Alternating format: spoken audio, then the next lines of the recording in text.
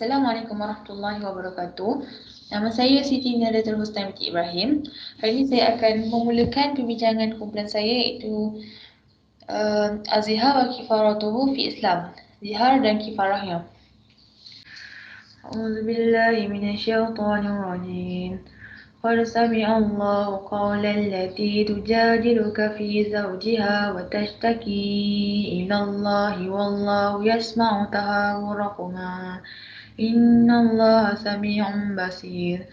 Maksudnya kat sini, sesungguhnya Allah telah mendengar dan memperkenan aduan perempuan yang bersoal jawab denganmu, wahai Muhammad, mengenai suaminya. Sambil ia berdoa merayu kepada Allah mengenai perkara yang menyusahkannya. Sedang Allah sedia mendengar perbincangan kamu berdua. Sesungguhnya Allah Maha mendengar lagi Maha melihat.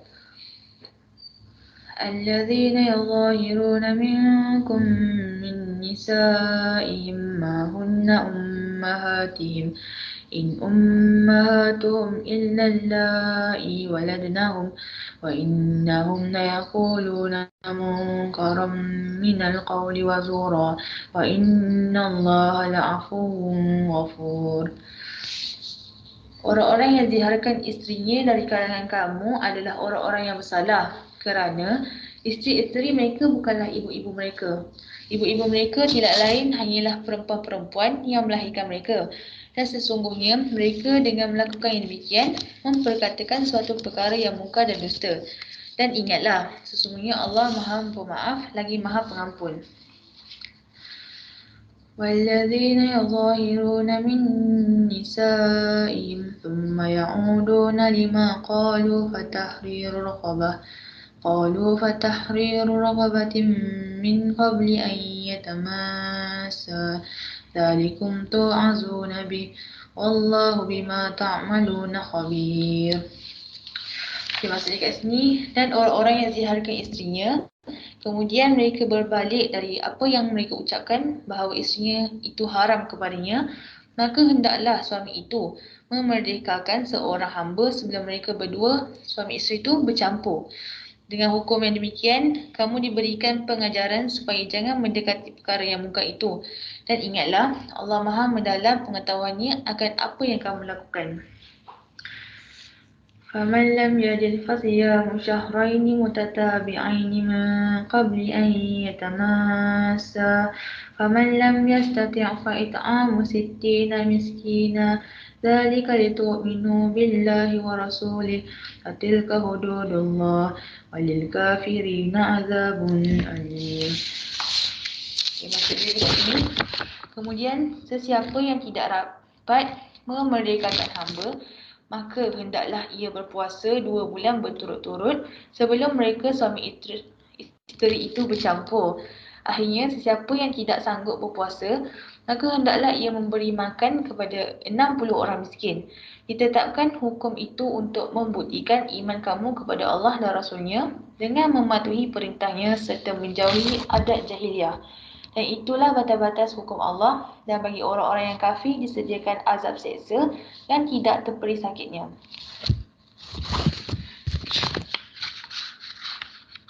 Tahlil lafzi yang pertama adalah Sami Allah. As-sama' wal basar sifatan kal-ilmu wal qudrah. Mendengar dan melihatnya adalah dua sifat seperti ilmu dan kemampuan. Wal haya wal iradat, hidup dan berkehendak. Fahuma min sifat zat lam yazalu al-khaliq subhanahu muttasifan bihima. Keduanya termasuk sifat Allah. Wa manna sami' al-mudrak al-aswat min ghairi an yakuna lahu azan li'annaha la tukhfa alayhi. Makna as-sami' dekat sini adalah yang mengetahui benar suara-suara tanpa mempunyai telinga, kerana suara-suara itu tidak tersembunyi kepadanya, iaitu Allah Subhanahu wa taala. Qala Abu Sa'id wa manna sam'ahu ta'ala liqauliha ijabatu da'iha la mujarrad ilmuhu ta'ala bizalik kama huwa al-mu'niyun biqauli ta'ala wallahu yasma'u tahawurakuma ayu ya'lamu turaji'ukuma al-kalam. Abu Sa'id berkata, sifat mendengarnya Allah Subhanahu wa taala seperti pengijaban doa-doa yang dipanjatkan. dan ia bukan sekadar pengetahuan Allah Subhanahu Wa Taala dengan segala sesuatu, seperti mana maksud dengan firman Allah, dan Allah mendengar percakapan antara kamu berdua. Maksudnya, dia mendengar apa sahaja yang kamu berdua bicarakan. Yang kedua, tujadiluka ayu turaji'uka fi sya'ni zawjiha wal mujadalah al munazarah wal mukhasamah wa fil hadis ma utiya qaumul jadlu illa dhallu. Yang kedua adalah tujadiluka. Bermaksud kat sini mengajukan gugatan kepadamu tentang suaminya, dan makna mujadalah adalah debat dan pertengkaran, dan pada hadis tidaklah suatu kaum diberikan kemahiran dalam debat melainkan mereka akan tersesat. Wal murad bil hadis al-judalu ala batil wa talaba al-mughalaba bihi la izhar al-haqq fa inna dhalika mahmul liqalihi ta'ala wajadilhum billati hiya ahsan. Surah An-Nahl ayat 125. Wal murad huna al-muraja'ah fil kalam. Kat sini maksud dengan hadis ini adalah perdebatan dalam kebatilan dan mencari kemenangan di dalamnya, tidak menunjukkan kebenaran. Sebab yang demikian ini berdasarkan firman Allah, dan berdebatlah dengan mereka dengan cara yang baik. Dan tujuan di sini adalah mengajukan keberatan dengan pembicaraan. Yang ketiga, watashki. Asyakwa izhar al-bathu wa ma'intawat alaihi nafsun minal hammi wal gham. Dari perkataan asyakwa ni yang bermaksud mengeluarkan, dan perasaan yang dialami hati seperti kegelisahan dan kegundahan. Wa fi tanzil qala innama ashku bathi wa huzni ila Allah. Wa syakan wa ishtaka bermakna wahid. Kat sini pada ayat ni telah turunkan qala, iaitu dia Yaqub berkata, sesungguhnya hanya pada Allah aku mengadukan kesusahan dan kesedihanku. Perkataan syaka dan ishtaka ni maksudnya adalah sama. Yang keempat, tahawurakuma al-muhawarah al-muraja'ah fil kalam min har al-syai' yahu hawran ayu raja'a yarji'u raju'an. Tahawurakuma ni adalah al-muhawarah, yang mana ia adalah bermaksud mengulang percakapan.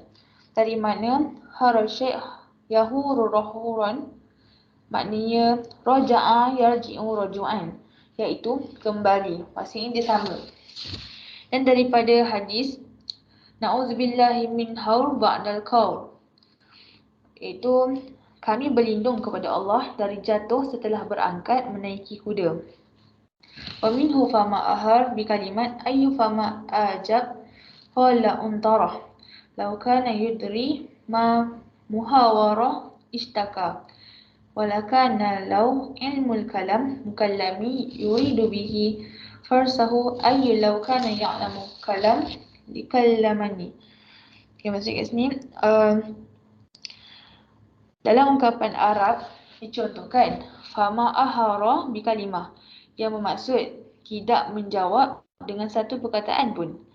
Antara orang Arab berkata, kalau saja haiwan itu mengetahui apa isi pembicaraannya, tentu dia akan mengadu.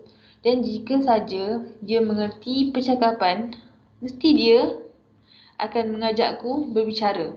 Maksud kata dia dalam syair ni adalah tentang kuda tu. Iaitu apabila dia dapat memahami pembicaraan, mesti dia akan mengatakan sesuatu dekat antarah ni. Macam tu. Sekejap ya. Aku rasa macam lama sangat pak aku. Sekejap lah. Okay. Yang kelima adalah yuzahirun. Yuzhar mushtaq min az-zahri wa huwa qawlu ar-rijal li zawjatuhu anti aliyun ka zahir ummi.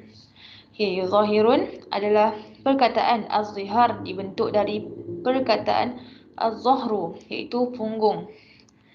Yang mana pengertiannya adalah ucapan seorang suami kepada isterinya. bagiku engkau laksana punggung ibuku. Wa ma'nahu asli muqabala az-zahri bil-zahri yuqalu zahir fulan fulanan ay yuqabil zahruhu bi zahrihi. Thumma isti'malu fi tahrim az-zawjah bija'aluha ka zahri ummihi. Lepas tu perkataan asalnya kat sini adalah menghadapkan punggung dengan punggung. Dalam ungkapan Arab dicontohkan zahara fulan fulanun, yang maksudnya menghadapkan punggungnya dengan punggung orang lain. Kemudian dipakai untuk mengharamkan isteri dengan menjadikan haram dicampuri seperti haramnya punggung ibunya.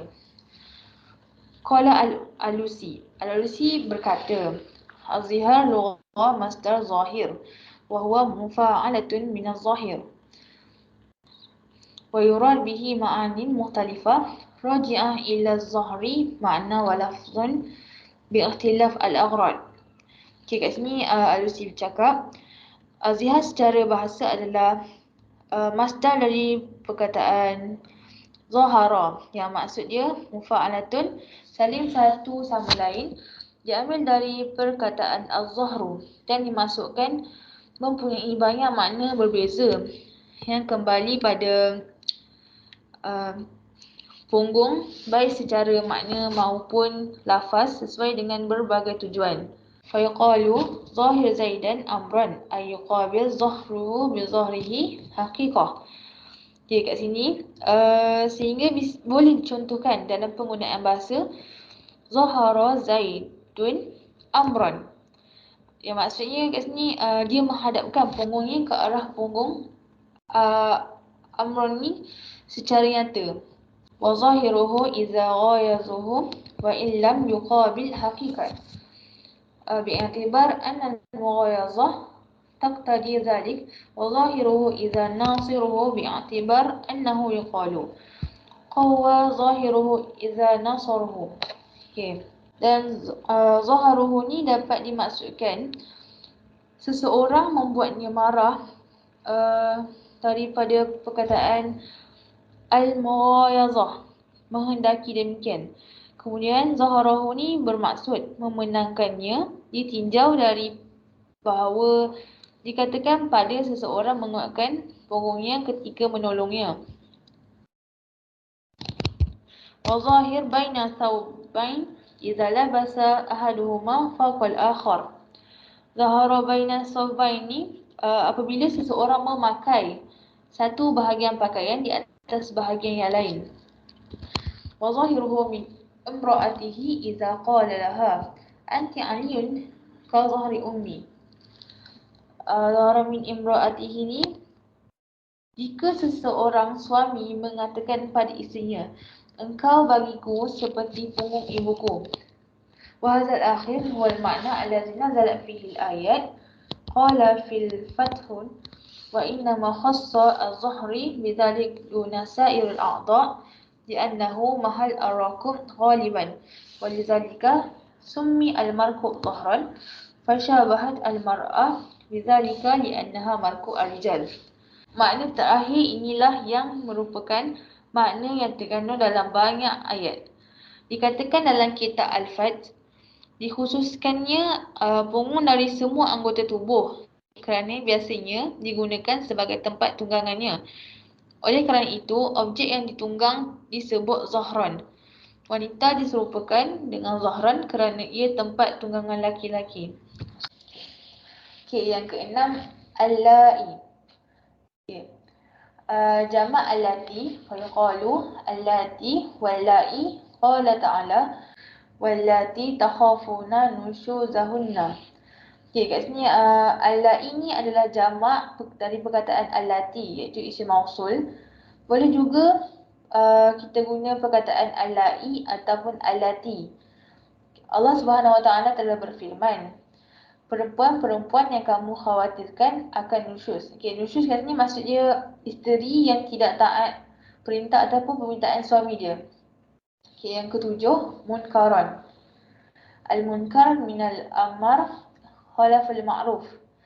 Yang maksud kat sini yang munkar maksudnya perkara yang menyalahi kebaikan. Wa kulli ma qabbaha syura' wa hurmahu wa karahu fahuwa munkar. Segala sesuatu yang dianggap buruk, diharamkan dan dibencikan adalah satu kemungkaran. Yang ke-8, wazuran. Az-zurur al-kidbu wal-batil al-wadih wa minhu syahada az-zurur. Maksudnya kat sini al-kidbu, kedustaan. Kebatilan yang jelas di antara makna yang sama adalah syahadatuz zurur, iaitu kesaksian palsu. Yang ke-9, fatahrir raqabah. Hararatuhu ay ja'alatuhu haran liwajhillah. Hararatuhu ni maksudnya kat sini engkau memerdekakannya untuk mendapat redha Allah. Wa raqabah fil asal al-unuq thumma ittalakat ala zatil insan tasmiyah li syai'in bi ba'dahu wal murad biha al-mamluk abdan aw ummah. Kat sini asal mana perkataan ar-raqabah adalah unuq, iaitu leher. Perkataan ini dengan jiwa manusia sebagai menamakan sesuatu dengan sebahagiannya. Maksud kata tersebut adalah hamba sahaya, tidak kira lelaki maupun perempuan. Qala al-Alusi, Alusi telah berkata, wa zalika min tasmiyatul kulli bi ismil juz'i. Istilah ar-raqabah adalah penamaan keseluruhan dengan sebahagiannya, al-juz'u. Yang ke-10 adalah yatamassa. Al-massu, masku syai' bil yadin. Kat sini yatamassa ni berasal dari perkataan al-massu yang bermaksud menyentuh sesuatu dengan tangan. Thumma ista'ir lil jima' li'annahu lamsu wattisaq. Kemudian samakan dengan jima' ni kerana jima' itu adalah menyentuh dan melekat. Menyentuhkan dengan anggota badan dengan anggota badan. Maksudnya li'anna fihi ittisaq al-jismi wal jismi. Menyentuhkan satu anggota badan dengan satu anggota badan yang lain. Wal jimas huna kinaya an jima'. Kata al-iltimas di sini adalah kata perumpamaan dari perkataan jima'. Okay, yang ke-11 ni miskinan. Al-miskin alladhi la syai'un lahu qila ladzi la syai'un lahu yukfi ayaluhu wa asal miskin fil lughah al-khadi'. Kat sini miskin. Yang dimaksudkan dengan miskin adalah seseorang yang tidak mampu ataupun tidak mempunyai apa-apa. Ada yang mengatakan miskin kat sini adalah seorang yang tidak mampu memenuhi keperluan keluarganya. Mana asal miskin secara bahasa adalah al-khadi', yang bermaksud orang yang rendah. Wal murad bihi huna ma ya'umul fakir wal miskin ahsan halan minal fakir. Tu maksud dalam perkataan ini juga meliputi fakir, tapi miskin lebih baik keadaannya daripada fakir. Para ulama telah berkata, al-miskin wal fakir idza ijtima'an yakni fil lafaz iftiraqan fil makna wa idza iftiraqan ijtima'. Para ulama mengatakan bahawa miskin dan fakir jika disatukan dalam lafaz maka mempunyai makna yang berbeza. Namun ketika dipisahkan antara keduanya maka maknanya menjadi sama. Yang ke-12 adalah hudud. Al-haddu al-faslu baina syai'in la'alla yukhtalatu ahaduhuma bil akhar aw la'alla yata'adda ahaduhuma 'ala al-akhir wa jam'uhu hudud. Hudud ni maksudnya al-haddu adalah sesuatu yang memisahkan antara dua perkara agar tidak bercampur antara yang satu dengan yang lain. Wa hududullah al-asya' allati bayin tahrimuha wa tahliliha wa amara an la yata'adda syai'un minha fa yatajawazu ila ghairi ma amara fiha aw naha anhu minha wa mana'a min makhalafatiha. Hududullah bermaksud segala sesuatu yang telah Allah jelaskan keharaman dan kehalalannya. Lalu Allah memerintahkan agar tidak ada sesuatu pun yang dilanggar sehingga melampaui dari apa yang diperintahkannya. Atau Allah telah melarang sesuatu dan melarang agar tidak menyalahi peraturan ini. Wahuna qawluhu wa tilka hududullah. Allah berfirman, wa tilka hududullah, yakni hudud baina maksiatu wa ta'atuhu, fa maksiatuhu az-zihar wa ta'atuhu al-kafarah. Itu batasan-batasan atau dinding pemisah antara mendurhakai Allah dengan mentaatinya. Bentuk kedurhakaan terhadapnya adalah melakukan zihar, sedang bentuk ketaatan padanya adalah melaksanakan kifarah. Al-makna ijmala, maksudnya makna keseluruhan. Inna Allah Ta'ala sami'un karim, yajibu da'watu da'i iza du'aha. Wa hadhihi imra'at ja'at Rasulullah sallallahu alaihi wasallam tashakku zalim zawjuha biha. Aisu haramiha ala nafsihi bilafaz kanat al-jahiliyah. Tasta'milahu afibaki hadzal lafaz muharraman fil Islam. Allah Maha mendengar lagi Maha dekat. Dia mengabulkan permohonan seorang pendoa jika memanjatkan doa kepadanya.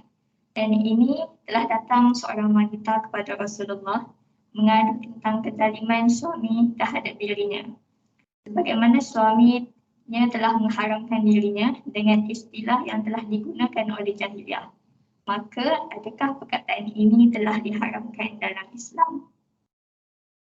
Jadalat Rasulullah sallallahu alaihi wasallam wa tawajjat bid-du'a ilal Maula Jalla wa Ala alladhi la yaqfi alaihi syai' fil ardi wala fis sama.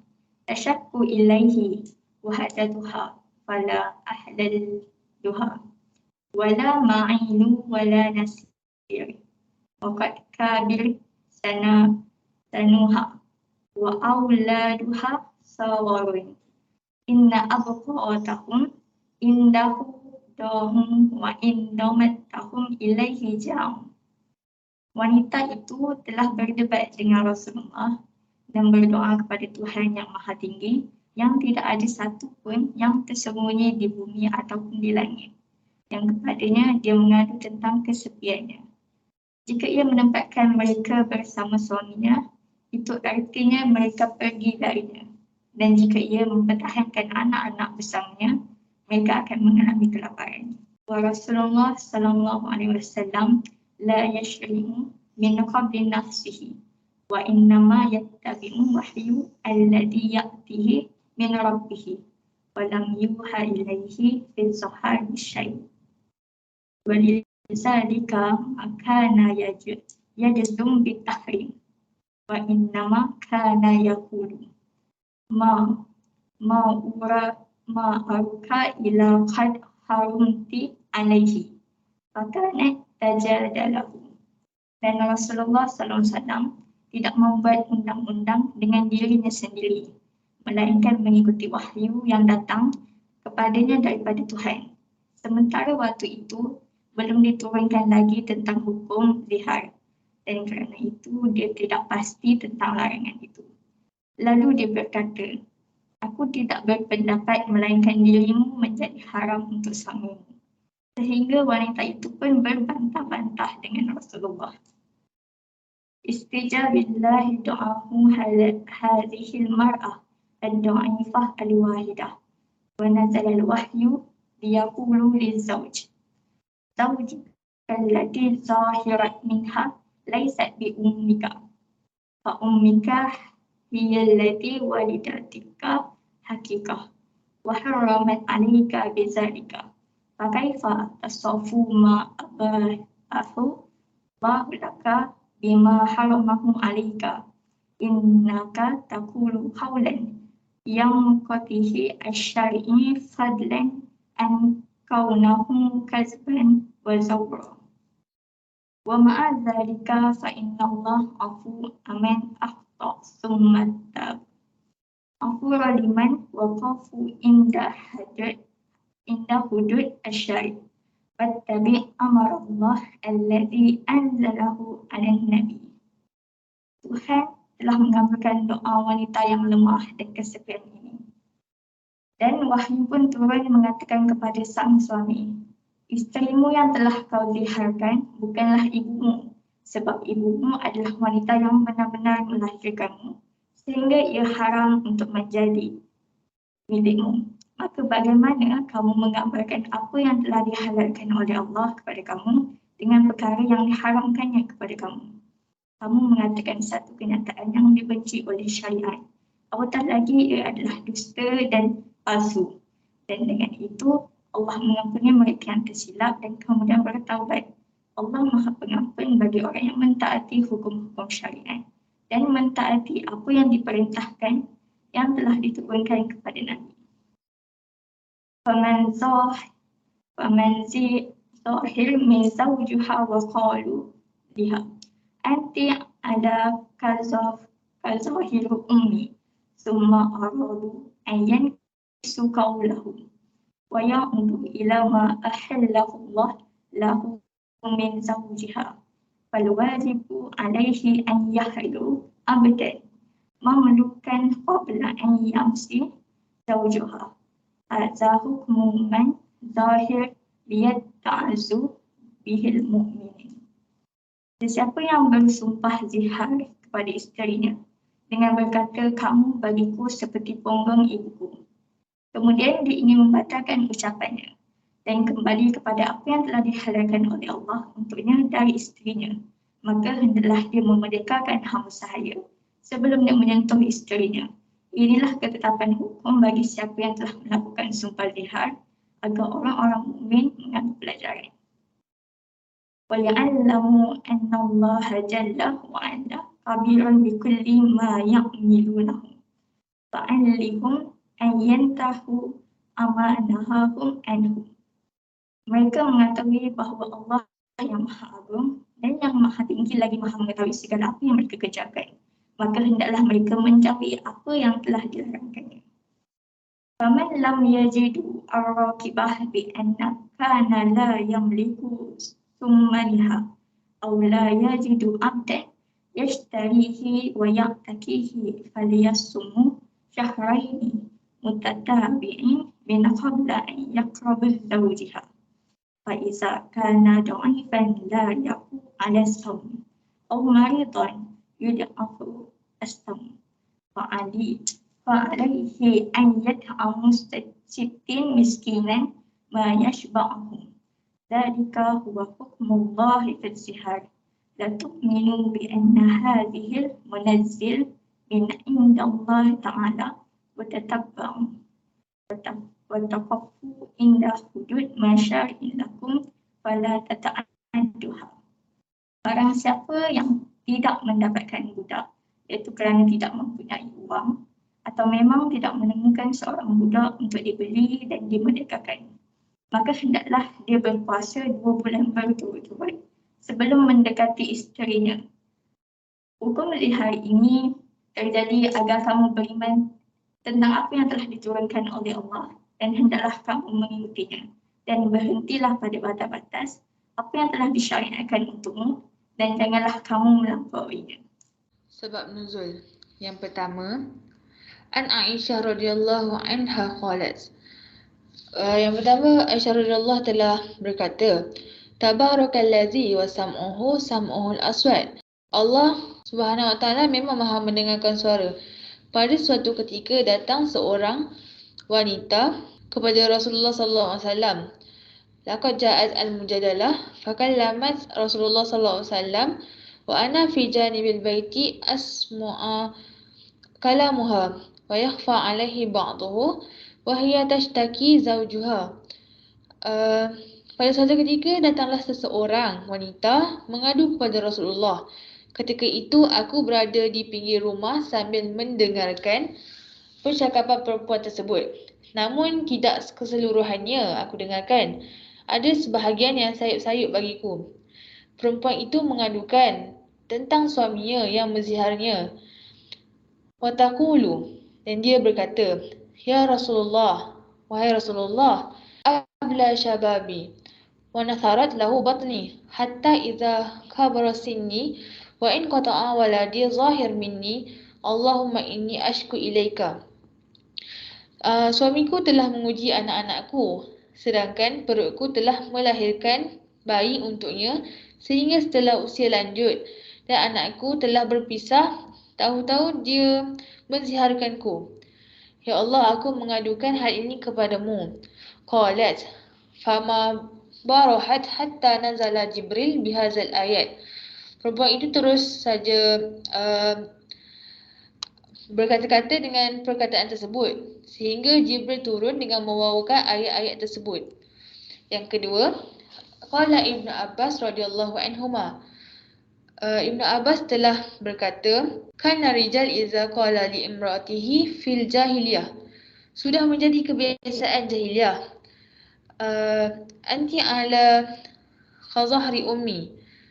Apabila seorang suami mengatakan anti alayya ka zahiri ummi, iaitu engkau wahai isteriku seperti pungut ibuku.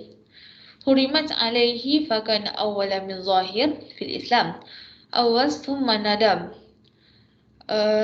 Maka isteri-isteri tersebut menjadi haram atas suaminya. Ungkapan seperti itu dikenal dengan istilah zihar. Zihar pertama dalam Islam iaitu peristiwa Aus yang menzihar isterinya lalu dia menyesal. Untuk itu, dia menyuruh isterinya menghadap Rasulullah SAW untuk menanyakan kasusnya itu, maka ia pun datang lalu turunlah ayat-ayat di atas. Dan berarti intalaqi ila Rasulullah SAW fasalnya fa'atathu fanazala hazal ayat. Yang ketiga kat sini wa an Khawlah bin Malik bin Sa'labah qalat. Ketiga, Khawlah binti Malik bin Sa'labah berkisahkan, Zahir minni zawji Aus bin Samit faja'at Rasulullah sallallahu alaihi wasallam. Suamiku Aus bin Samit menziharkanku, lalu aku menghadap Rasulullah sallallahu alaihi wasallam. Ashku ilaihi wa huwa yujadiluni fihi wa yaqulu ittaqillah fa innahu ibnu ummuka. Aku menghadap Rasulullah SAW untuk mengadukan persoalanku, tetapi beliau malah mendebatku seraya menyatakan, takutlah engkau kepada Allah bahawa suami itu adalah anak pakcikku. Fama barahtu hatta nazal al-Quran. Qala sami Allahu qawlan lati tujadiluka fi zawjiha. Aku tidak pernah putus asa sehingga turunlah ayat.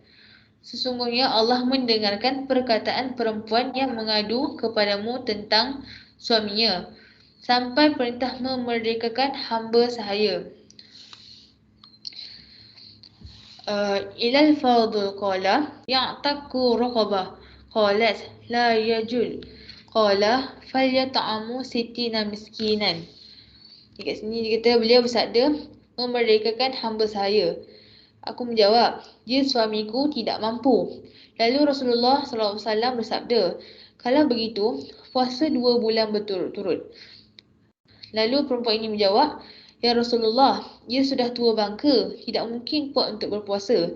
Maka sabdanya lagi, kalau begitu hendaklah dia memberi makan kepada 60 orang miskin. Qalat, ma'indahu syai'un yatasaddaqu bihi. Qala, fa'inni sa'ayunuhu bi'arak min tamar. Dan aku jawab, Ya Rasulullah, aku sendiri juga akan membantunya dengan sekarung kurma. Qalat ma indahu syai'un yatasaddaqu bihi qala fa inni sa'ainuhu bi'araq min tamar. Qalat ya Rasulullah wa inni a'inuhu bi'araq akhar. Dan dia wanita itu menjawab, Rasulullah, aku akan membantu suamiku dengan sekarung kurma. Qala qad ahsanti izhabi fa'at'ami bihima anhu sittina miskinan wa irja'i ila ibnu ummuka. Qala wal ara' sittuna sa'an.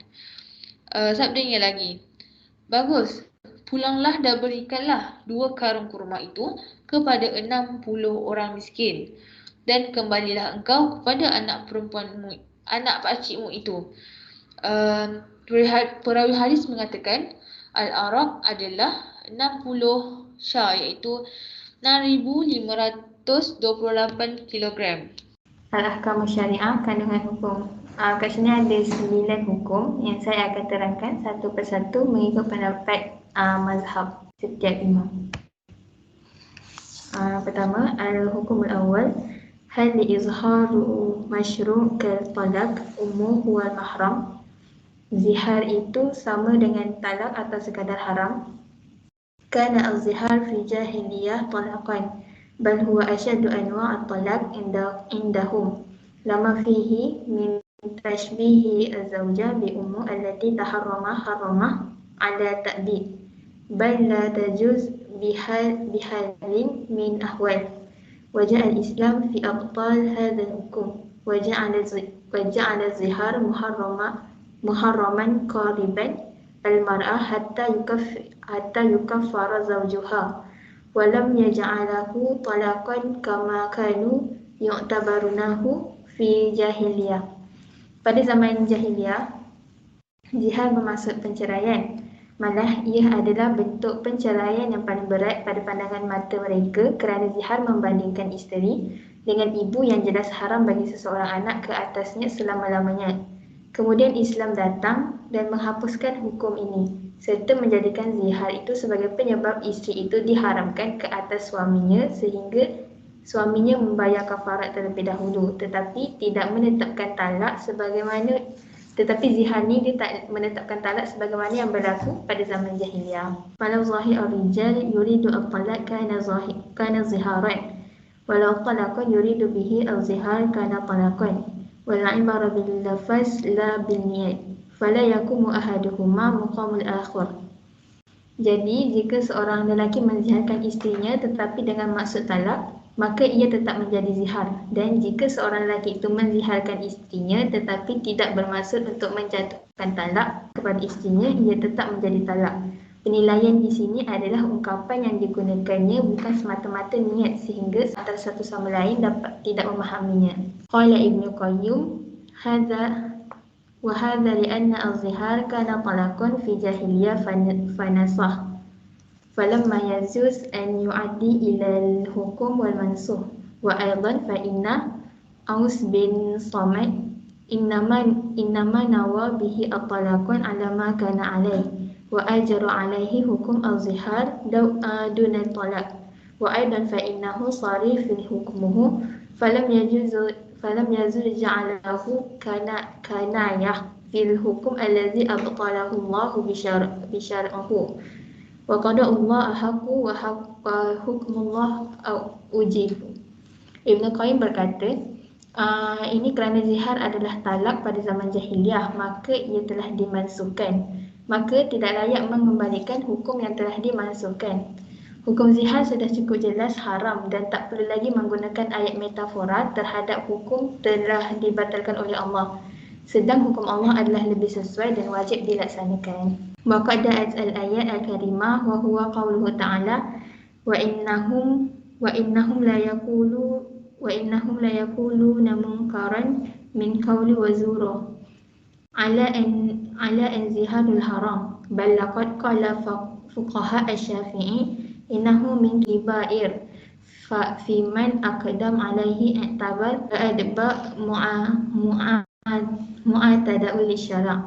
Firman Allah SWT yang bermaksud, dan mereka mengatakan sesuatu yang batil adalah pernyataan yang batil. Ini menunjukkan bahawa zihar adalah haram. Bahkan para fuqaha Syafi'i telah mengatakan bahawa ia adalah salah satu dosa besar. Maka sesiapa yang melakukannya dianggap pendusta dan degil kepada hukum. Wa qad ittifaqul ulama ala haramatuhu fala yajuzu iqdam alaih li'annahu kadzaba wa zura bihatan wa huwa yukhtalaf 'an talaq fa talaq masyru' wa hadza mamnu' walau aqdamul insan alaihi yakun qad irtikab muharraman wa yajibu alaihi kafarah. Para ulama bersepakat bahawa ia haram dan tidak boleh melakukannya kerana zihar adalah dusta, pemalsuan dan fitnah. dan ia berbeza dengan talak itu sah dan zihar adalah haram. Hukum yang kedua, al-hukmu tsani, maza yutarattib ala zihar min al-ahkam. Apakah akibat hukum zihar? Inna zahar ar-rijal min imra'atuhu tartibu alaihi amran. Jika seorang suami menziharkan isterinya, maka ada dua akibat hukum. Awalan, haramah ityan zawjah hatta yukafarah kafarat az-zihar liqaulihi ta'ala fatahriru raqabatin min qabli an yatamassa. Yang pertama, haram untuk bersama dengan isteri sehingga membayar kafarat zihar. Menurut firman Allah SWT, maka dia harus memerdekakan satu hamba sahaya sebelum mereka berdua bersentuhan. Wasani, wujubul kifarah bil'ud liqaulihi ta'ala wallazina yuzahiruna min nisaikum thumma ya'uduna lima qalu. Al-ayah wasanatahaddas anil ma'na al-'ud fil hukum al-thalith. Kedua, kewajiban kafarat untuk merujuk kepada dengan isteri menurut firman Allah SWT yang bermaksud, dan orang-orang yang menziharkan isteri mereka kemudian hendak kembali kepada apa yang mereka katakan itu, maka merdekakanlah seorang hamba sahaya. Dan maksud al-'ud iaitu kembali dalam firman Allah tu akan dihuraikan pada hukum yang ketiga nanti. Wa kama yuharrimu al-masis fa innahu yuharrimu kadzalik muqaddamatuhu min at-taqbil wal anaqah wal ghairuha min wujuh al-istimta', wa hadha mazhab jumhur al-fuqaha al-Hanafiyah, al-Malikiyah wa Hanbali. Sebagaimana diharamkan seorang suami untuk bersama dengan isterinya, zihar juga mengharamkan permulaan perbuatan itu, seperti berciuman, berpelukan dan lain-lain. Dan ini adalah pendapat jumhur fuqaha, iaitu ulama Imam Hanafi, Maliki dan Hanbali. Waqala al-Thuri al-Syafi'i fi ahadu qawliyah innal muharram wa huwa wata'u faqat lianna al-masis kanayah anil jima'. Menurut At-Tawsir dan Al-Syafi'i, dalam salah satu pendapat mereka berkata, yang diharamkan itu ialah al-wats, iaitu persetubuhan sahaja, dan kata al-masis, iaitu menyentuh, merupakan metafora bagi jima'. Di sini saya akan menerangkan dua pendapat ulama, iaitu yang pertama pendapat jumhur ulama dan yang kedua adalah pendapat Imam Syafi'i dan Imam Al-Thawri. Hujah al-jumhur, pendapat jumhur ulama. Yang pertama, al-umum al-warid fil ayat man qabala an yatamassah fa innahu yushamil jami' wujuh al-istimta'.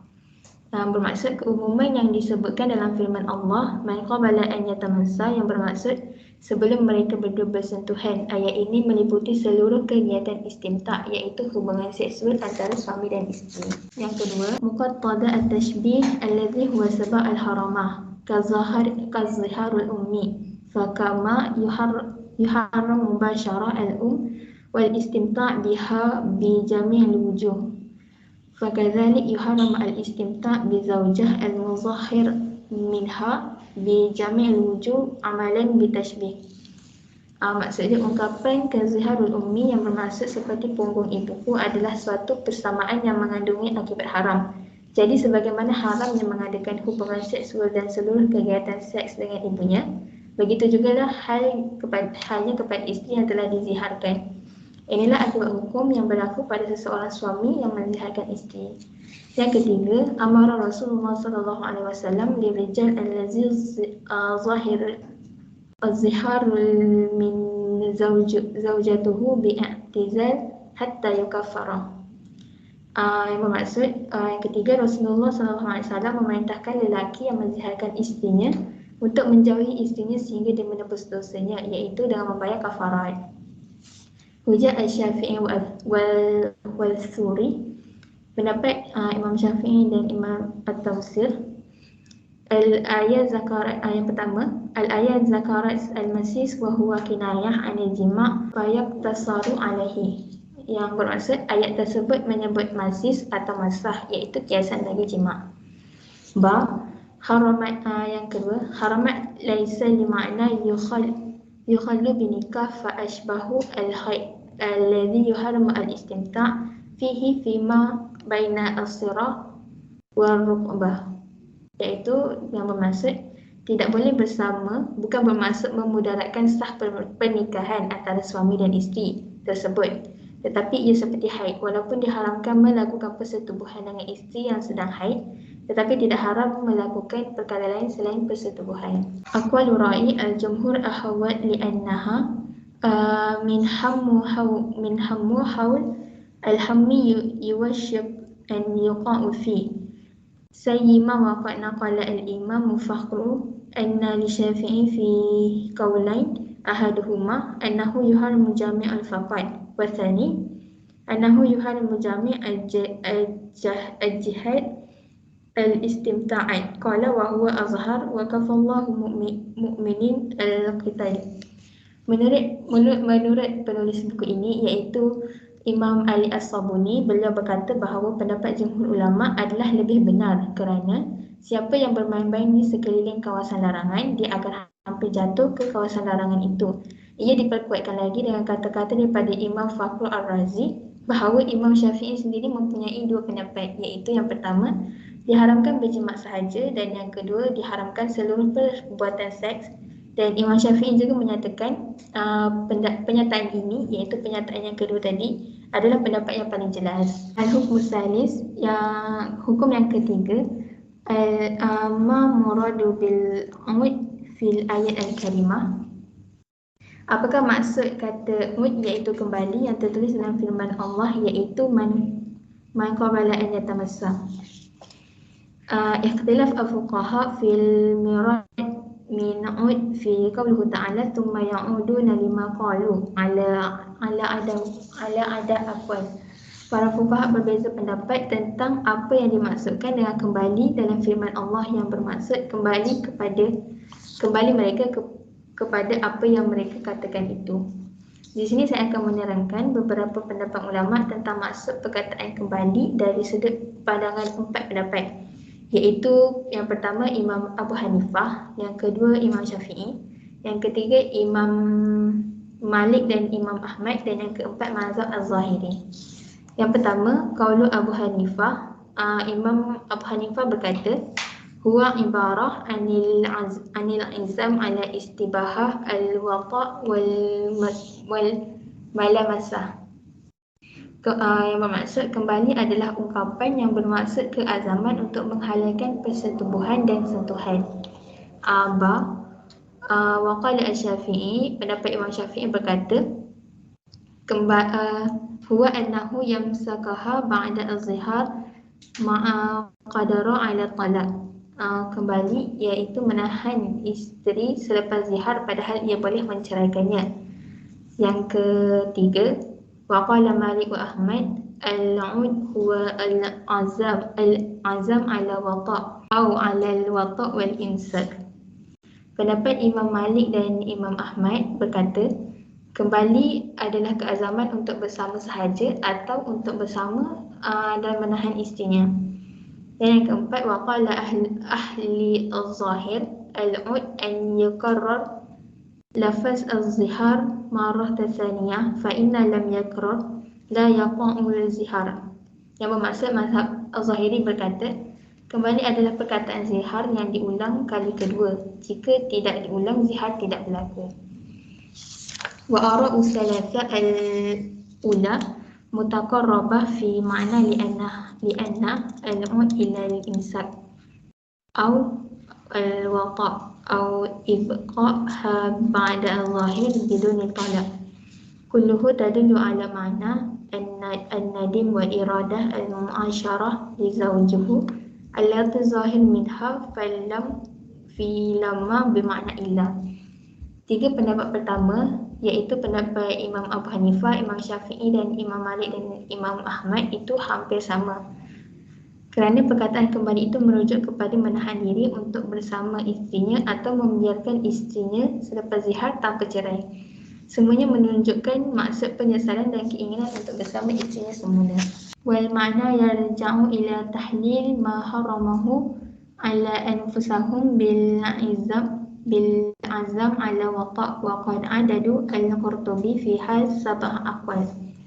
Jadi maksud perkataan kembali adalah mereka iaitu suami kembali untuk menghalalkan apa yang telah diharamkan ke atas dirinya sendiri dengan keinginan yang bersungguh-sungguh untuk bersama dengan isterinya sebagai suami dan isteri. Di dalam hal ini Imam Qurtubi menyebut 7 pendapat, iaitu yang pertama, qala al-Faraq makna al-ayat yarja'un amma qalu wa fi naqad ma qalu. Al-Faraq berkata, maksud ayat tersebut ialah mereka mencabut kembali apa yang telah diucapkan itu. Boleh juga bermaksud membatalkan apa yang diucapkan tadi. Iaitu maksudnya Al-Faraq ni cakap yang si suami tu menarik balik kata-kata zihar yang diucapkan ke atas isterinya tu. Dahil al-Zahiriyah, qala ahli zahir innal ud ma'anuhu takrar lafaz al-zihar wa'iddatuhu fala talzim kifarah ila idza al-lafaz يعني الظهار مرة ثانية. وقالوا الذي يعقل من قولهم عد إلى شيء أي أنه فعله مرة ثانية كما قال تعالى ولو ردوا لعادوا لما نهوا عنه. Al-An'am ayat yang ke-28. فإذا لم يتكرر الظهار لا يقع التحريم. Dalil mazhab al-Zahiri. Ulama mazhab al-Zahiri mengatakan bahawa kembali yang dimaksudkan dalam ayat di atas bererti mengulangi zihar. Jadi kafarat tidak akan dikenakan jika si suami tadi tak mengulangi lafaz zihar seorang suami itu. Kemudian mazhab Zahiri juga mengatakan bahawa ayat yang bermaksud kembali kepada sesuatu itu bererti mengerjakan sesuatu yang sesuatu tersebut untuk 2 kali. Sebagaimana firman Allah yang bermaksud, dan jika mereka dikembalikan nescaya mereka kembali mengerjakan apa yang dilarang. Jadi kalau zihar tak diulang, maka tak akan menjadi haram jika bercampur dengan isteri yang telah diziharkan. Tetapi pendapat ini dibantah oleh Az-Zujjaj. Qala Az-Zujjaj wa hadha qawluhu min la yudarri al-lugha. Az-Zujjaj berkata ini adalah ucapan orang-orang yang tidak mengetahui bahasa.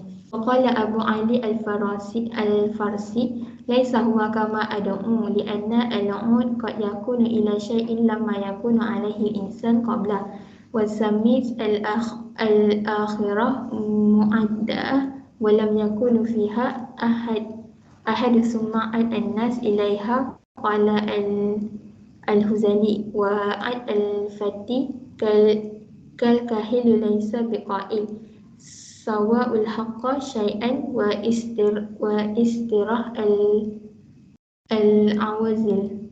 Sementara itu Abu Ali al-Farsi berkata, tidaklah seperti yang mazhab al-Zahiri mendakwa, kerana kembali itu boleh jadi sesuatu yang tidak pernah seseorang lakukan sebelum ini. Oleh itu alam akhirat disebut tempat kembali, padahal di situ belum ada sesiapa pun di dalamnya. Kemudian dia akan kembali ke situ. Al-Hudali berkata, dan pemuda itu kembali seperti orang tua yang tidak mahu berkata apa-apa selain kebenaran, dan orang-orang yang mencela pun berhenti.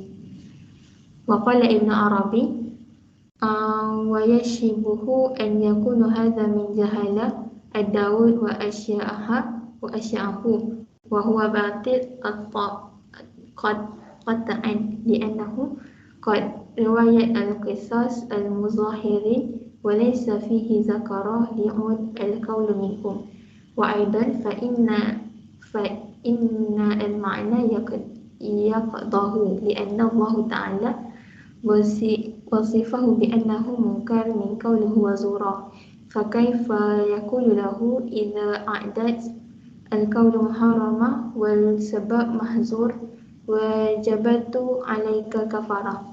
Ibnu al-Arabi berkata seolah-olah ia adalah kebodohan mazhab al-Zahiri dan pengikutnya, dan anggapan itu benar-benar palsu, kerana beberapa riwayat orang-orang yang pernah menziharkan berkata tidak ada seorang pun di antara mereka yang mengulangi ucapan ziharnya. Lagipun Pengertian kembali seperti itu bertentangan dengan maksud sebenar kerana Allah menyifatkan kata kembali itu sebagai ucapan mungkar dan dosa. Oleh kerana itu, bagaimana mereka berkata jika engkau mengulangi ucapan yang haram dan jalan yang terlarang itu, maka engkau wajib membayar kafarat. Aqwalu ma qala al-jumhur al-fuqaha an-mirad wal-'ud laysa taqrar al-lafaz innama huwa al-'ud ila mu'asyaratuhu والعزم على طعنها هو الصحيح معقول لغة شرعا لأن المظاهر قد حرم على نفسه قربان الزوجة فهو يريد أن ينقض ذلك يعيدها إلى نفسه فيلزم التكفير بهذا الإلزام. Menurut Imam As-Sabuni, iaitu penulis buku ini, apa yang dikatakan oleh jumhur fuqaha ialah orang yang dimaksudkan dengan kembali bukanlah pengulangan lafaz zihar, tetapi lebih kepada menyambung semula hidup bersama isterinya dan keazaman untuk bersama dengan isterinya. Maka jika dia boleh kembali lagi kepada isterinya, maka dia harus membayar kafarat disebabkan keinginan yang bersungguh-sungguh itu.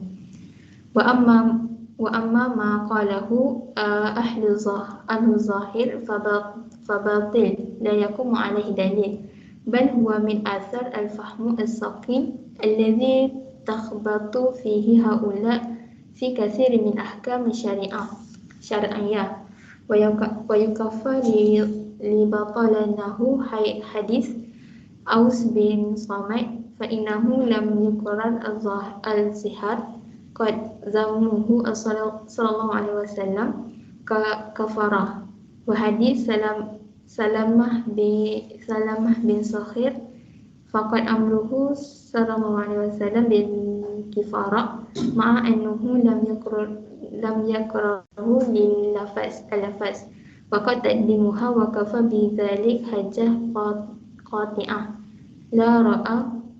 la ra'yu li ahadin amam qauluhu ma'sum sallallahu alaihi wasallam.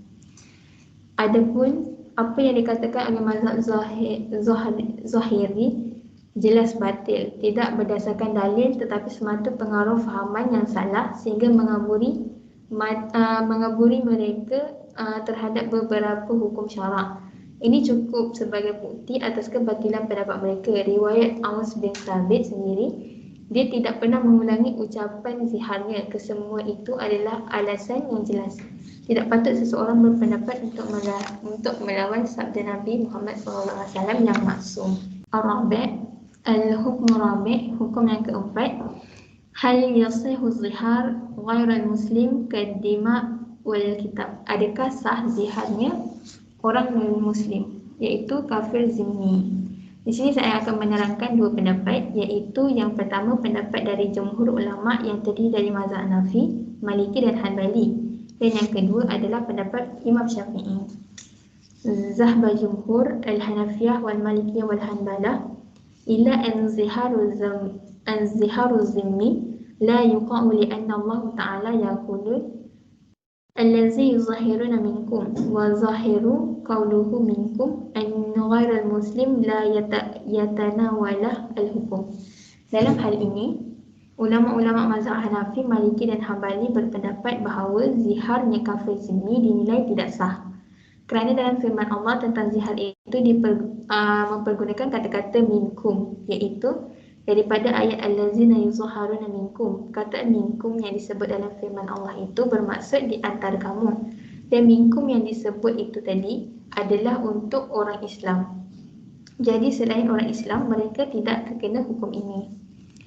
Wa qalu aidan inna az-zimmi laysa min ahli al-kafarah lianna fiha i'ta'u raqbah was-sawm ولما كان الصوم عبادة لا يصح من غير المسلم إذن فلا يصح الظهار فالظهار عندهم لا يكون إلا من الزواج والعقل البالغ المسلم. Ulama-ulama mazhab ini juga mengatakan bahawa kafir zimmi tidak termasuk golongan yang terkena kafarat, di mana kafarat itu sendiri menyebut tentang pembebasan hamba sahaya dan puasa. Oleh kerana puasa itu tidak terkena pada selain Muslim, maka ziharnya pun dinilai tidak sah. Sebab zihar itu menurut para ulama haruslah keluar dari mulut seorang suami yang berakal, baligh dan muslim. Mazhab Asy-Syafi'i yang kedua, pendapat mazhab Asy-Syafi'i. Qala Asy-Syafi'i kama yasihu talaq az-zimmi wa tartib alaihi ahkamuhu kadzalik yuqa'u ziharahu. Mazhab Syafi'i berkata sebagaimana hukum talaknya kafir zimmi itu dipandang sah dengan segala akibatnya, maka begitu juga zihar kafir zimmi. وقالوا يكفر بإعتاق والإطعام ولا يكفر بالصوم لأنه عبادة لا تصح إلا من المسلم. Mazhab Syafi'i juga mengatakan kafir zimmi itu diwajibkan membayar kafarat berupa pembebasan seorang hamba sahaya atau memberi makan 60 orang miskin. Mereka iaitu kafir zimmi hanya tidak dikenakan kafarat 2 bulan puasa berturut-turut kerana ibadah puasa itu hanya sah untuk orang Muslim.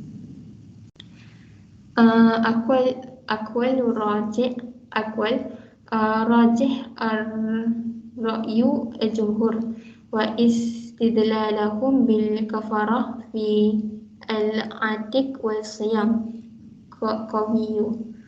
Wa amma istidlalahum bimafhum as-sifah fil ayat al-karimah minkum falaysa bidzalik lianna al-ayat waradat mawradu at-tahjin wasyani' lamma mara an-ziharu lam yu'rafu illa inda al-arab falaysa fiha ma yadullu lahum wallahu a'lam.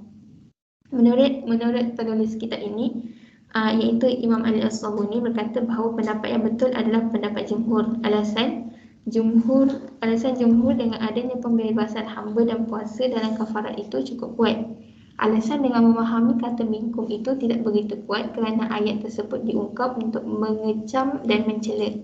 Kerana zihar itu hanya dikenali di kalangan bangsa Arab, sehingga di dalam ayat tersebut tidak ada tanda-tanda yang menunjukkan hukum zihar berlaku buat mereka yang bukan beragama Islam. Al-hukmul khamis, hukum yang kelima. Hal yusahu zahirun hal yusahu az-zihar min al-ummah Al-hukmul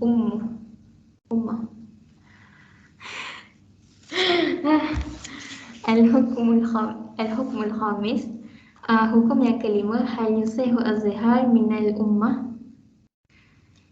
Adakah zihar juga berlaku terhadap hamba perempuan? Para ulama berbeza pendapat dalam masalah ini, jadi saya akan menerangkan 3 perbezaan pendapat yang membahas tentang isu ini, iaitu yang pertama pendapat dari jumhur ulama, iaitu ulama dari mazhab Hanafi, Hanbali dan Syafi'i.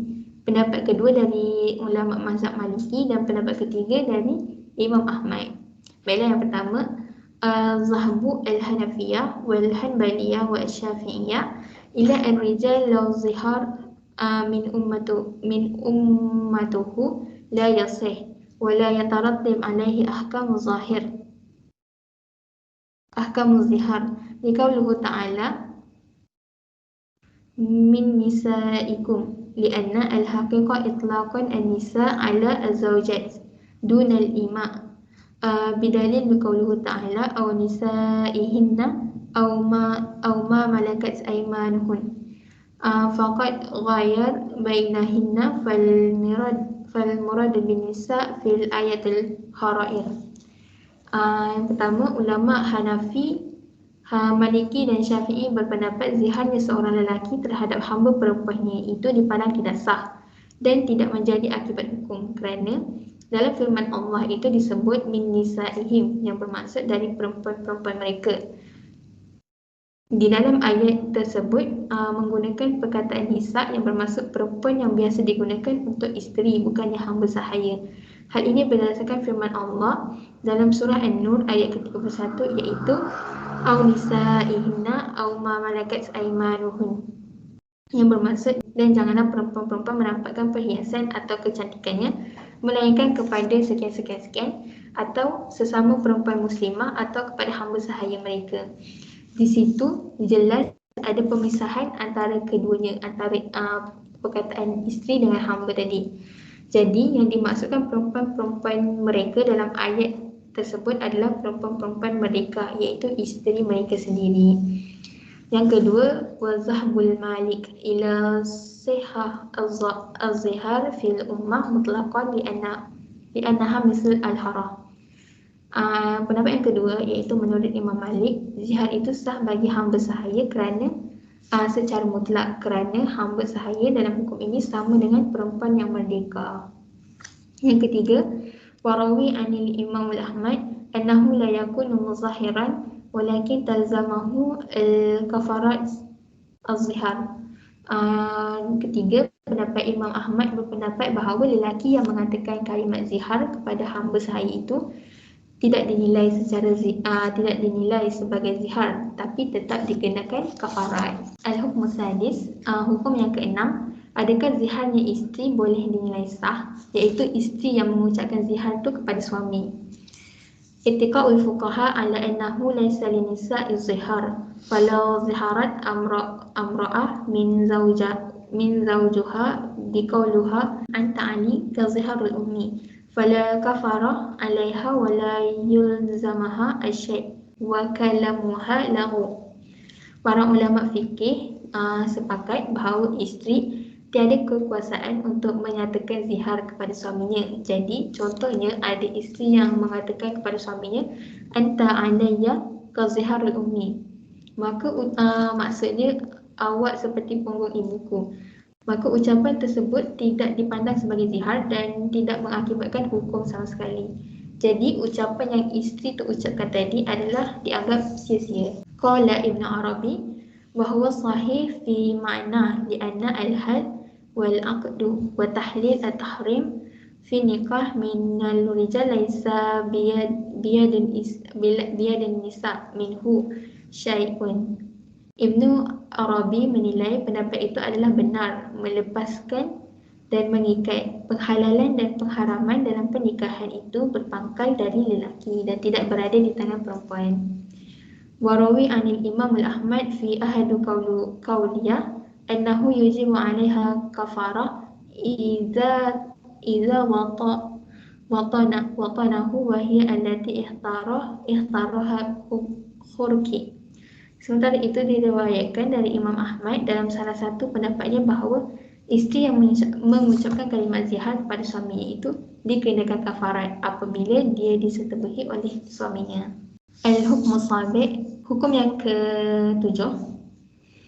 Hal zihar mukhtasu bil ummu, apakah zihar itu khusus untuk menyebut kata ummi? Dalam hal ini ada dua pendapat. Pendapat yang pertama, al-zahbu jumhur illa annahu al-zihar yakhtasu bi ummu kama waradu fil Qur'an al-Karim wa kama ja'a fi nisa fi sanah al-mutahharah. Falau qala li zawjatuhu anti 'alayya ka ziharul ummi kana muzahhiran walau qala laha anta 'alayya ka ziharul ukhti aw binti lam yakun zalik ziharan. Jumhur ulama berpendapat bahawa zihar itu khusus menggunakan perkataan ummi. Sebab itulah yang tertera dalam Al-Quran dan Sunnah.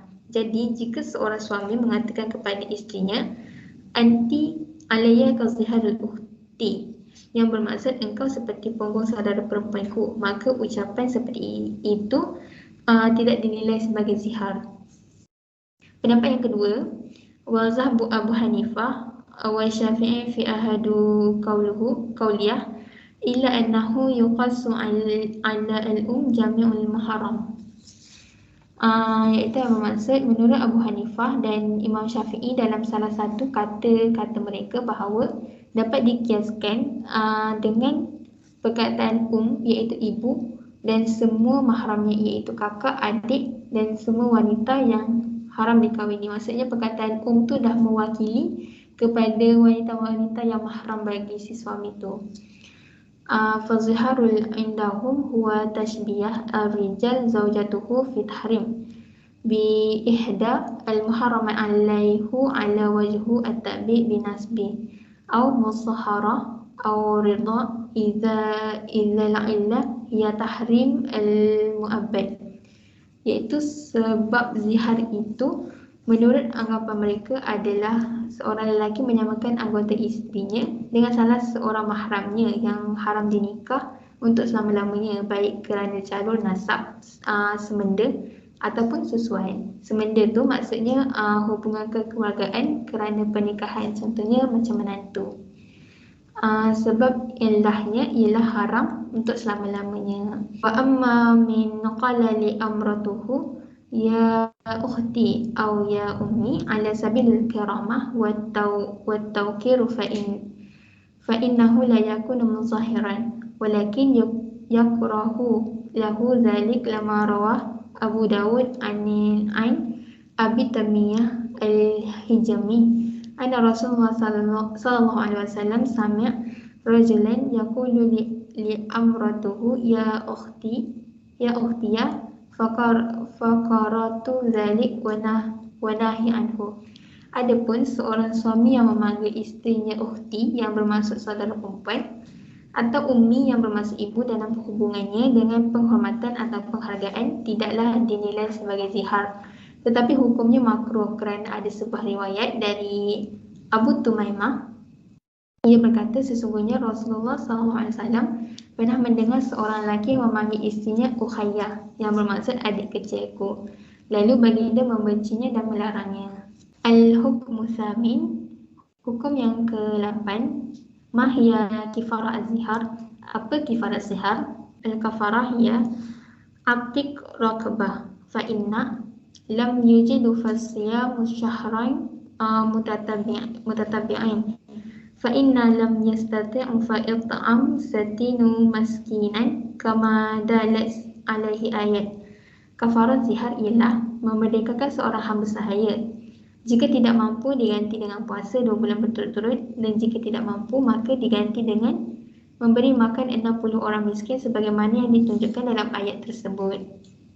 Di sini saya akan menjelaskan pendapat ulama tentang sifat kafarat itu sendiri mengikut pendapat mereka masing-masing. Yang pertama, al-i'taq. Wa qad i'talaqat ar-raqabah fi ayat fahalu tajzi ayyu raqabah walau kanat kafirah. Yang pertama, memerdekakan hamba sahaya. Menurut ayat tersebut, hamba sahaya di sini adalah mutlak, iaitu semua jenis hamba sekalipun hamba itu kafir. Abu Hanifah ila annahu yajzi fil kafarah i'taq raqabah al-kafarah wal mu'minah wal zikru wa unsa wa kabir was saghir walau radi'an li'anna al-ismu yantalaqu ala kulli dhalik. Menurut mazhab Hanafi berpendapat kafarat itu dapat dilakukan dengan memerdekakan hamba sahaya baik kafir maupun yang beriman, lelaki maupun perempuan, tua maupun muda, bahkan yang masih menyusu pun boleh, kerana sebutan hamba meliputi semuanya. Mazhab Syafi'iyah wal Malikiyah ila ishtarat al-iman fi raqabah fala yasihu atik ghairal mu'min hamalan lil mutlaq ala maqid fil ayat ketelah liqauluhu ta'ala fatahriru raqabatin mu'minah bil jami'il adam al-izan fi sebab fi kulli minhuma. Menurut mazhab Syafi'i dan Maliki bahawa dipersyaratkan hamba yang beriman. Jadi selain hamba yang beriman, kafarat itu tidak sah. Alasannya kerana dalam ayat ayat yang membicarakan soal pembunuhan, yang di situ disebut adanya pembayaran kafarat. Di dalam surah An-Nisa ayat ke-92 yang bermaksud haruslah memerdekakan seorang hamba beriman. Dalam ilmu usul fiqh ada disebut yang mutlak itu dibawa pada erti muqayyad, iaitu terbatas. Antara kedua-dua ayat tersebut, iaitu antara kafarat zihar dan kafarat pembunuhan ini dibincangkan dalam hal yang sama, tidak diperkenankan disebabkan oleh perbuatan itu. Waqala Hanafiyah la yuhammilu al-mutlaq ala maqid ila fil hukum wahid fi hadithah wahid li'anna hina izin yalzamu dhalik lizuma aqliyan idza syai' la yakunu nafsuhu matluban ihdalahu fil wujud mutlaqan wa maqidan kasau fil kafarah al-yamin warad mutlaqan maqidan bitatabi' fil qara'ul masyhurah allati tajuzu al-qara'ul bil misaluha. Namun menurut mazhab Hanafi, redaksi yang mutlak tidak patut diinterpretasikan sebagai redaksi yang dibatasi kecuali mempunyai masalah atau kes yang sama, sebab hal tersebut akan melahirkan akibat logik yang terarah pada satu masalah yang mewujudkan bentuk mutlak dan terbatas. Puasa untuk membayar kafarat sumpah atau contohnya menurut pendapat masyhur, puasa tersebut mutlak dan harus dilaksanakan berturut-turut menurut bacaan yang masyhur. Wal munaqashah bainal qaulain tanzuru fi kitab usul wal furu'. Perdebatan masalah ini dapat dilihat dalam kitab fiqh dan usul fiqh. Wa amma Imam Ahmad fa fi masalih indu riwayatan. Menurut Imam Ahmad, dalam hal ini terdapat dua riwayat. Ba'asiyam musyahrin mutatabi'in min ijazu an i'taq rukba fa'liyah samu syahrin mutatabi'in wa ya'tabaru al-syahru bil halal fala farqu baina tam wan naqis wa inna sama bi ghairi ahliya fala budda min satin yauman inda Hanafiyah. Puasa 2 bulan berturut-turut ini diwajibkan bagi orang yang tidak mampu memerdekakan hamba sahaya. Hitungannya berdasarkan perhitungan hilal, iaitu bulan tanpa dibezakan apakah bulan itu genap atau ganjil, iaitu 29 hari ataupun 30 hari. Tapi kalau dia berpuasa tanpa hitungan bulan, maka dia harus berpuasa selama 60 hari. Ini adalah pendapat ulama mazhab Hanafi. Wa inda Syafi'i wal Malikiyah yusimmu ila al-hilal thumma syahran bil hilal thumma yatimul awal bil adad. Menurut Syafi'i dan Maliki, ia harus berpuasa sehingga datang yang hilal baru, kemudian berpuasa sebulan penuh berdasarkan perhitungan hilal, sedang yang pertama disempurnakan dengan hitungan. Contohnya, yang pertama tadi berpuasa di pertengahan bulan, maka puasanya itu harus digenapkan sampai 30 hari. Jim it'amu sittin miskinan min lam yastati' siyam syahrin mutatabi'in bi anna lam yastati' aslu siyam atau bi anna lam yastati' tatabi'uhu disebab min kabara atau marad la yarji zawala ada atau bi qawli tabi' fa alai it'amu sittin miskinan, memberi makan 60 orang miskin. Wa ikhtilafu fuqaha fi qadar it'am likulli miskin. Bagi orang yang tidak mampu melaksanakan puasa 2 bulan berturut-turut sejak awal atau tidak mampu di pertengahan kerana usianya sudah lanjut atau kerana sakit yang kronik atau ada larangan puasa dari doktor, maka dia harus memberi makan 60 orang miskin. Sementara tentang ukurannya, para ulama berbeza pendapat. Qala Abu Hayyan wa ziharu mutlaq al-it'am wa tahsasuhu ma kanat al-'ada fi it'am wa qad nuzul wa huwa ma yushba min ghairi tahdid biman. Abu Hayyan berpendapat bahawa makna ayat keadaan bentuk makanan itu adalah mutlak, tetapi boleh ditaksiskan dengan makanan biasa, iaitu makanan yang mengenyangkan tanpa dibatasi mud. Mud tu ukuran 2 tapak tangan seperti sedang berdoa. Wala yajza'u inda al-Malik wa Syafi'i an yata'am aqwalu min sittin miskinan. Menurut Imam Malik dan Imam Syafi'i, makanan yang kurang dari 60 orang tidak cukup sebagai pembayar kafarat. Wa qala Abu Hanifah asabaha law at'am miskinan wa ahadan kullu yawm nisfu sa' hatta yukmal al-adad ajza'ah. Imam Abu Hanifah mengatakan seandainya orang tersebut memberi makan setiap hari kepada seorang miskin sebanyak 1/2 syak, iaitu bersamaan 1.35 kg, sehingga mencapai jumlah 60 hari, maka itu dikira cukup. Al-hukmu tasi', hukum yang ke-9. Hal tataghallas al-kafarat bil masis qabla takfir. Apakah kafarat itu harus dilaksanakan sebelum berhubungan? Pertama, Zahbu Abu Hanifah, pendapat Imam Abu Hanifah, ila an muzahir idza jami' zawjatuhu qabla an yukaffar athum wa asallah wa tasqatu anhu al-kafara li fawatul waqtuha. Pendapat Imam Abu Hanifah, seorang suami yang menzihatkan isterinya itu apabila telah mencampuri sebelum membayar kafarat, maka ia dipandang berdosa dan derhaka kepada Allah. Sedang kafaratnya itu sendiri gugur kerana batas waktu kafarat itu telah habis. Yang kedua, wa zahbu jumhur al-fuqaha ila annahu athum wa asa wa yastaghfiru wa yatubu wa yamsaku ani zaujah hatta yakafiru kafarah wahidah.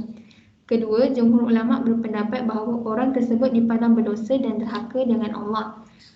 Tetapi harus beristighfar dan taubat serta menahan diri tidak bercampur sementara waktu sehinggalah kafarat dibayar.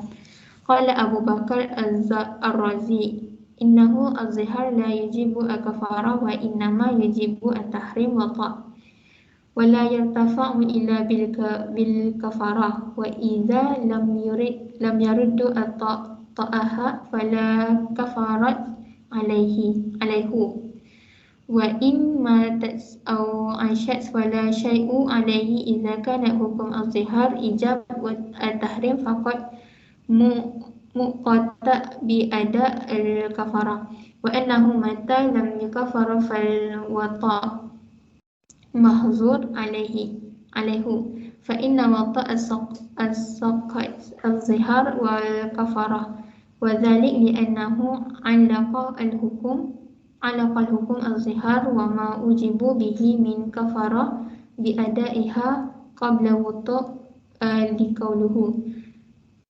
min qabli an yatamassa fama tawaqa al-masis faqad fata asyurut fala tajibu al-kafarah bi ayah lianna kullu fardu mahsur bi waqtu an mu'allaqa ala syarat fa innahu mata fata al-waqtu wa udima syarat lam yujib bilafaz al-ula. Abu Bakar Ar-Razi mengatakan bahawa zihar itu tidak mengharuskan adanya kafarat. Yang ada adalah haramnya bercampur, sementara haramnya bercampur itu tidak dapat dihapuskan melainkan dengan kafarat. Jadi kalau bercampur itu tidak terlaksana, maka kafarat pun tak ada. Contohnya, si isteri itu tiba-tiba meninggal ataupun masih hidup, si suami tetap tidak dikenakan kafarat. Sebab zihar itu hanya berdefinisikan haramnya bercampur yang dibatasi waktu, iaitu sampai dibayar kafaratnya. Dalam tempoh kafarat itu belum dibayar, suami isteri tersebut dilarang melakukan hubungan seks.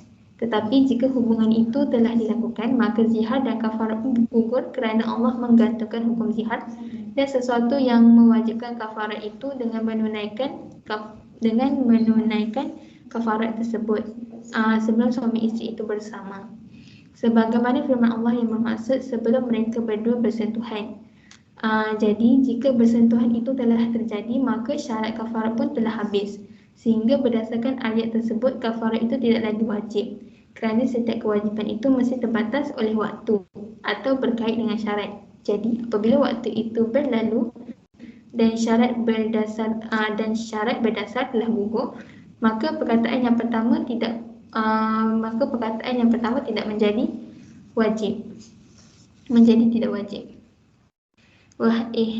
واحتج إلى دلالة الأخرى في إيجاب مثله في وقت الثاني فهذا حكم الظهار إذا وقع المسيس قبل التكفير إلا أنه قد ثبت النبي صلى الله عليه وسلم أن رجلا ظاهر من أمرته فوطنها قبل التكفير ثم سأل النبي صلى الله عليه وسلم فقال له استغفر الله ولا تعدد حتى تكفر فصار التحريم الذي بعد وطاء واجبا بالسنة. Pendapat Abu Bakar Ar-Razi ini dibantah oleh dilalah lain yang menerangkan tentang kewajipan yang sama dengan dalam waktu yang kedua. Begitulah halnya hukum zihar ini adalah apabila telah terjadi persetubuhan antara suami dan isteri ketika kafarat belum terbayar, tetapi yang jelas dari Nabi SAW sendiri bahawa beliau pernah bersabda kepada seorang lelaki yang mengadakan persetubuhan dengan isterinya sebelum kafarat dibayar. Sebagai berikut, istighfarullah wala ta'addad hatta takfir, yang bermaksud minta ampunlah engkau kepada Allah dan jangan engkau ulangi, iaitu hubungan itu selama kafarat kau belum dibayar. Jadi haramnya mengadakan persetubuhan untuk kedua kalinya sesudah melakukan yang pertama tadi. Itu tetap ada berdasarkan hadis. Tarjih wal sahih ma zahaba ilaihi al-jumhur annahu yaksimu bihadza fa'ala wa tajibu alaihi kafara wahida wallahu a'lam. Yang betul adalah pendapat jumhur, iaitu seorang lelaki itu tetap berdosa lantaran perbuatannya itu, iaitu persetubuhan sebelum membayar kafarat, dan kafarat pun masih tetap wajib dibayar untuk sekali sahaja. Sekian, itu sahaja daripada saya. Terima kasih. Ma turshidu ilaihi ayat al-karimah. Okey, apa yang kita lihat daripada ayat-ayat suci Al-Quran? Awalan, yang pertama, istijabah Allah ad-du'a asy-syaki as-siddiq idza ikhlas ad-du'a. Allah akan mengabulkan doa penadi yang jujur dan ikhlas dalam doanya. As-saniyah, yang kedua, ada mujawaz nasyibah az-zawjah bil mahram minal al-muharrimat ala ta'bid. Tidak boleh membandingkan isteri dengan mahram selama-lamanya. As-salisah, yang ketiga, ada mujawaz mas al-mar'ah qabla ada kifarah az-zuhur. Tidak boleh menyentuh wanita sebelum melakukan taubat az-zihar. Rabi'an, yang keempat, Risal ala kifarah martabah la yusarru ilaihi taliyah qabla al-ajuz an allati qablaha. Sifat-sifat taubat adalah teratur dan berikutnya tidak dibuat sebelum orang-orang yang kurang upaya. Al-Khamisah, yang kelima, hududallah yajibu at-tizamuha wa la yajuz ta'diha. Hukum-hukum Allah wajib dipatuhi dan tidak boleh melanggarnya. Sekian itu daripada kami. Dan terima kasih.